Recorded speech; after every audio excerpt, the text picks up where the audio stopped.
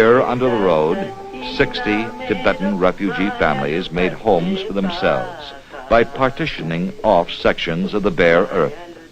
Now, the Kongbus live here too, their tiny hovels separated from others by rotting burlap. They face futility instead of a future, hunger instead of hope.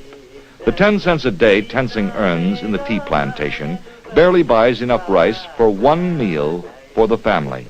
Tensing returns to his labors in this strange and beautiful country. The boys are left to their devices. The only 5 Dorji can remember. The elaborate silver frames his father fashioned to enshrine the pictures of their beloved Dalai Lama. But 9-year-old Tashi is restless, bored, hungry, ready for mischief. He can pick a flower, but he can't eat it.